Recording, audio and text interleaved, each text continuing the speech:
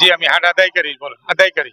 বাজারটা আদায়কারী হিসাবে আমার নিয়োগ দিছে ইউনো সাহেব 1431 সালের। আমি নিয়োগ প্রাপ্ত হয়েছি অক্টোবর মাসে। এর আগে ছিল নারায়ণ চন্দ্র দাস। 5ই আগস্টের যে একটা অভ্যুত্থান হয়েছে, ছাত্র বিপ্লব হয়েছে, বৈষম্য ছাত্রদের একটা বিপ্লব সংগঠিত হয়েছে, ওই সময় নারায়ণ চন্দ্র দাস কোথায় আছে তা ওনার ঠিকানা না পাওয়ার পরে ওনাকে আমাকে দায়িত্ব দিছে উপজেলা নির্বাহী অফিসার সাহেব। তখন থেকে আমি দায়িত্বপ্রাপ্ত হিসাবে আছি। জি জি, এই সামনে গত ঈদুল ফিতরটা আমার দায়িত্বে পড়েছে। ঈদের বাজারে কোনো বেচা কিনা খুব কম।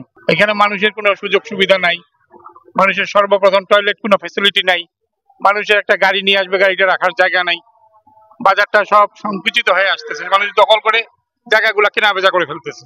এই সমস্যা মানুষের বিভিন্ন রকম, মানে এইখানে কোনো সুযোগ সুবিধা নেই বাইরের লোক যে আসবে।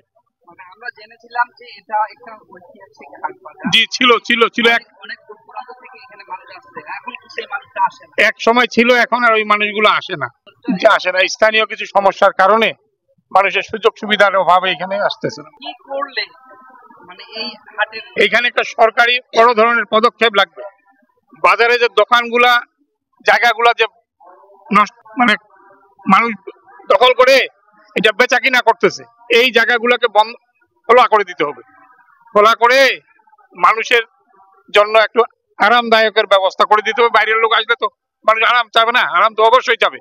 মানুষের টাকা পয়সার একটা ফ্যাসিলিটি আছে, সিকিউরিটির ব্যাপার আছে। হ্যাঁ, গরুগুলো রাখার জায়গা লাগবে। এগুলো সব ঘর উঠায় বন্ধ করে দিয়ে সরকারের ব্যাপারে কোনো উদ্যোগ নিচ্ছে না।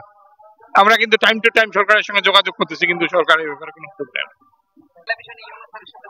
অনেক বলছি, লিখিত প্রতিবেদনও দাখিল করছি। ইউনো তো আসে আর চলে যায়, ওনারা তো আসে আর চলে যায়, দেখে বলছে ব্যবস্থা নিব, কিন্তু কোনো পদ ব্যবস্থা নেয় না। কি কারণে না এটা তো আমরা জানি না। আমরা তো এটা ব্যবস্থা করতে পারবো না, আমরা তো আর মালিক না। আমরা 6 মাস 1 বছরের জন্য দায়িত্বপ্রাপ্ত হই, আবার চলে যাই।